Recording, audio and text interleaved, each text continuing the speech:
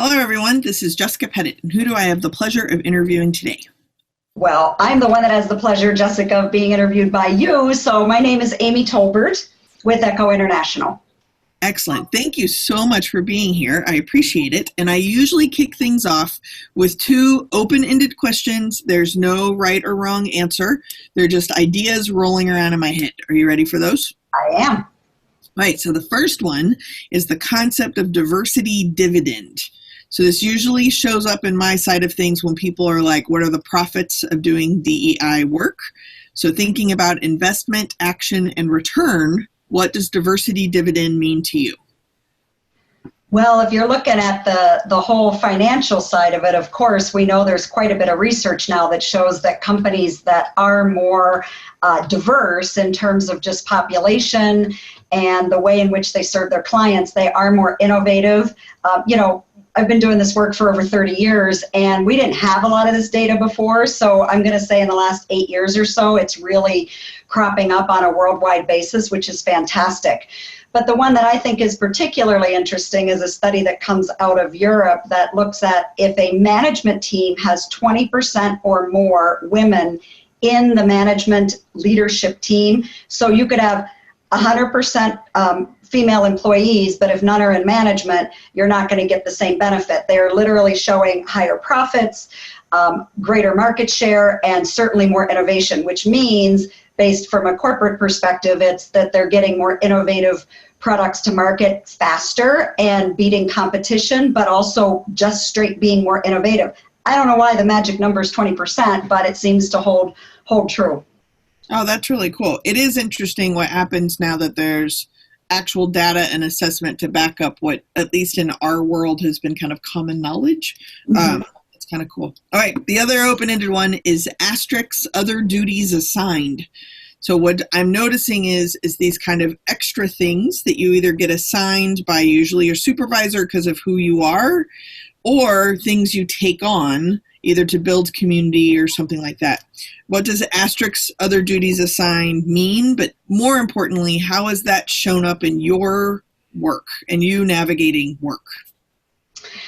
Well, that's an interesting one because I think it depends on whether you're asking for the asterisk or if you're getting assigned the asterisk. Mm-hmm. So sometimes you'll have the token female, the token Hispanic person, the token person that speaks Hmong, that's always the one that's getting tapped. And if they're getting tapped by the organization and not getting any kind of compensation, and I don't mean necessarily dollars, but I mean it might be an opportunity for advancement, it might be more development, it might be sharing their responsibility, visibility more with upper management. I think that's a huge ask without that kind of compensation, and I use that loosely. It could even just be more true value and appreciation rather than just an expectation. But in my world, of course, with ERGs and with working within the community, people will often step out and ask for that asterisk, and sometimes they get it, and sometimes maybe not so much. So I think it really depends on whether or not it is an ask on my part or an expectation on the part of the company. And I think we just have to be really aware of that in terms of management and coworkers, things like that. Yeah, I agree. One of the interesting patterns that's coming out with that particular question is that there are times where the burden, I'm using air quotes, of other duties assigned is a quick route to burnout. And the opportunity is a way for people to do self-care, right? Which it's interesting because if you aren't connected into the actual relationship or actual conversation, then you don't necessarily know which one you're providing, using air quotes again, which one you're providing for the person. But if someone you work with makes cheesecake and really enjoys the cheesecake, then giving them the opportunity, space, time, work, value of their cheesecakes is a great way for them to showcase skills and feel good about themselves and contribute, blah, blah, blah. But I always worry when cheesecake quits and the news person gets the job. I seem to always, when I used to have an office job, I would be the person who then would get Cheesecake's office, and I was expected to make dessert, and I don't know how to bake. Right. Absolutely. And I'll just tag on that. I think it's it's a really great analogy, actually, because if you're looking at, let's say that you're this great cheesecake maker, and what you really want to do, though, is learn how to make more savory dishes. You know, you don't ever get that opportunity if people kind of peg you and label you as this is the one thing you do, which might be a gift or a skill that you've developed. But again, I think it goes back to what the development is and what the expectation is. And that's a conversation versus just, hey, isn't it great that, you know, Amy's good at this or Jessica's good at that? It's more about looking at what do they want to develop, and do they have some other inner need or other incredible skill to bring, and it's never had an opportunity to really bring, you know, get brought to the surface. Yeah, and things change and evolve over time. So one of the things about your own work that I'm excited to listen to how you connect them, but I think it shows up in this example. But when we talk about unconscious bias, action, and responsibility, if we take cheesecake, which is funny because I'm actually thinking of someone who did used to make really good cheesecakes, and then he quit. And he still makes good cheesecakes. But what's interesting, though, is that I was working at a hospital, and there was a head nurse who really liked making bakes, lots of sweets and stuff. Sure. And so I made a joke that when I came in, I was like, well, I like corner brownies, so make sure you bring me some corner brownies. And I'd fight you for those. There's 4 we can share. So when I came in, there were no brownies. Well, it turned out that she was bored. So in the time of our original phone calls to when I actually showed up, she had made so many sweets that particular time period that by the time I showed up, she was bored and she felt like she had to make them. So then I was like, no, you don't ever have to make sweets. It's not even in your job description. So Then she got this break and then got to kind of fall in love with it again. So I think similarly, when we talk about actions, this is what you do, is that you have to be in conversation and take responsibility for the actions that you're asking, because obviously responsibility and action are deeply rooted in conscious and unconscious bias, which is segues into your work. Can you tell us a little bit about what you do and how you do that and how that may or may not show up? Well, same as what most people are in this field, probably. It was a very checkered past. I'm originally from Pittsburgh, Pennsylvania, and I went to school in upstate New York, and I started in advertising in New York City. And so I wasn't even in this field. And my mother actually was a career development person, a trainer for many, many years. She was one of those women that went to work after, 5 weeks of having her first baby back in the 50s. So I grew up in a really, I think, different kind of household. So got really burned out fast in the whole advertising world, as you can imagine, in the early 80s, and then started moving a little further west, went for my master's in Ohio. And I was in a project team. I had a joint degree at that point. It was radio, TV, film, and adult learning. So I was trying to move kind of into the video world of how do you train and educate adults using a particular medium. Mm-hmm. So we got into satellite training and some very cool kinds of virtual things. Well, one of my project teams, I had this guy that completely did not think the way the rest of the team members did. He was slowing everybody down. He was making decisions differently. His process flow was different. Showing up for meetings was different. How you conduct yourself, how you bring up your opinions, how you elicit opinions, everything was different. And he was originally from another country. He had only been in the States for a couple of years. So we started looking into how in the world can somebody think so wrong? We were all right, of course, and he was so wrong. So I was going to educate him. So I was the one that was elected to go to the professor and say, you got to get this problem guy out of our group because he's going to bring our group grade down. And of course, we're all very competitive. And he said, yeah, that's part of the learning. You go figure it out. So it turns out that we really got into cross-cultural norms, understandings, what the continua are of various things that, like how time is managed, how relationships are managed, how decisions are made, how risks are either accepted or avoided. And I discovered there's this whole body of research around intercultural education, and I just got enamored with it. So I ended up coming here to finish my doctorate in international communications and intercultural communications. So our approach to DEI work really does take this standpoint of the intercultural perspective. And there are a lot of different ways to look at it: sociological, psychological, more community-based, socioeconomic status. But ours really is from an intercultural perspective, which is deeply rooted for decades and decades in anthropological and intercultural research. So it's interesting because it taps into the way in which you think. Mm-hmm. And the unconscious bias thing, everybody thinks it's the new buzzword. Well, it's been around forever. It's basic neuroscience, but we're learning more in the last 5 years in the field of neuroscience than we knew in the other 50 combined, the previous 50.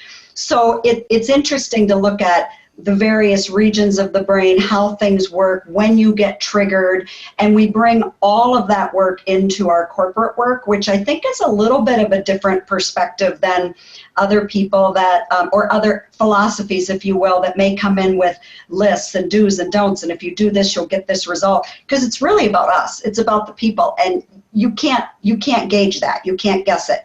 You got to do this. You got to have the dialogue, the conversation, and you have to get to know them at an individual level. Mm-hmm. It parallels a lot with my work around responsibility on an individual level. When people often tell me like, yeah, but what about these systems? What about the structures? And I'm like, I'm totally down for that conversation. And in my 20-year work experience, if we are only having that conversation, we're not doing individual work, and we have to do both. So right. This is a moment for us to pay attention to, what the language I use is being responsible for who and how we are. And sometimes it's a lot easier to like intellectually banter about systems and structures than to sit in the puddle of your own lived experience and be responsible for it. So that's what I loved about some of the approaches that you took to work. Awesome. And culture, organizational culture, it doesn't shift because somebody says in an ivory tower, we're going to shift our organizational culture. It shifts because of the actions and behaviors of the individuals. And honestly, we know that those behaviors don't change unless they change within me, the whole person. It's not me putting on a face or doing it one way in the workplace and another way outside. There's no way that my brain can keep up with when that is. And when I'm stressed, which of course we're all stressed, good stress, sometimes bad stress, but we're all operating under these time frames and these stress levels and project, and I can't be on thinking about that all the time. It has to just become a part of my behavior. So it really is about looking at behavior, looking at what you want your outcomes to be, and you can't get there without that personal responsibility piece. Yeah, I do think murals, though, are pretty effective. Just painting a mural. Yeah, there you go. That's like my long-standing joke of like, how much are you going to be doing this? Well, honestly, I thought I'd be out of this by now. I thought, doing this in the late 80s, we were at that point in all the, Fortune 50, 100, 500 companies, because they were the ones that really were putting a focus to it. And now, of course, it's driven into middle market and smaller market organizations because we're all vying for the same talent. And we said this 25 years ago. Matter of fact, it was a coined phrase, the war on talent. And now people are going, well, where's my talent? And it's like, well, we've been saying that for a little while now. So if you're just kind of waking up to it, we're a little bit behind, but it doesn't mean that we can't all catch up and support each other and help each other get there. Well, that's a good segue to one of my favorite questions. Are you ready for my favorite question? Oh, a favorite, yes. Two favorites. So first one is, what have you changed your mind about lately? What have I changed my mind about lately? Oh, I had a car license plate, a vanity plate at one point that said no limits. And it was really about no limits to your thinking, to your mind, but we're in a human community, and there are limits. There are limits. So that's one thing that I've kind of shifted around a little bit, but not necessarily in your own thinking or abilities, but in just being clear about, maybe a good way to say it is what your boundaries are, right? Mm-hmm. So before it was kind of like this Pollyanna, there are no limits. Well, yeah, there's boundaries, then there are limits. So I've changed my mind on that one. That's awesome. I like the phraseology, I think is the term, that you can do anything, but you cannot do everything. Yes, absolutely. Okay. Second favorite question is, what do you absolutely know? What do I absolutely know? I know that people are inherently good, in my experience. That's all I can speak from. I know that anything is possible if we determine that it's a personal goal and we want to take that call to action and make those steps to get there. I kind of grew up with, again, I'll go back to my mother. She's a huge influence on my life. She's 91 right now, and we still talk every single day, no matter where I am in the world. And I grew up with the Dennis Waitley tapes playing, the old cassette tapes would be playing wherever she was in the house, or the Dale Carnegie, the little books with all the positive sayings. And so I think it just sticks with you. And I think that positive thinking, the mindset that we have when we get out of bed, we determine what kind of day we're going to have. I absolutely know that. That's awesome. Okay, are you ready for lightning round? Uh-oh, this one's going to be, I've never done the game show things, but I'm going to try like the lightning round, and I'm just going to be really open to it. Sounds great. So you picked 3 random numbers from my icebreaker cards. They're either easy, intermediate, or deep questions. So your first random number is number 5, which is easy. And if you had to choose a celebrity to play you in a movie of your life, who would it be? Oh. Can it go back over time? And anything you want to. I think it's got to be Jane Fonda, because I just saw her 5 acts. Great. Perfect. Okay. The second one you picked was number 47, which is deep. Given the ability, in what one Olympic sport would you most want to compete? Oh, I think swimming. Great. Oh, wait a minute. It could be the high jump. It could be the high jump, because that was something that was, and I'm going to make a link there, right? I know it's lightning round, I'm not supposed to do that, but it fundamentally was changed. Like, everybody did it one way, and then Fosbury kind of did the flop and switched it. So maybe it would be the high jump, come up with a new way to do it. Excellent. Okay, last one, number 17, intermediate. Got one of each. Woo. I know, it's kind of random. When and where have you experienced the most peace? Oh, on the water. I'm a water baby. I'm an Aquarian. I've been on boats my whole life. I'm just a water person. Excellent. Well, Amy, if people wanted to get in touch with you to learn more about your work, where would they go, or how would they go about doing that? Well, the website has a lot of information, Echo International. There's a re-release of the Ostrich book at the ostrichwheel.com site, and always email. I love conversations. Get an email string going, pick a day and time, connect, do this, see each other face to face. It'd be great. Wonderful. Thank you so much for taking the time to be with us today. Thanks for doing this.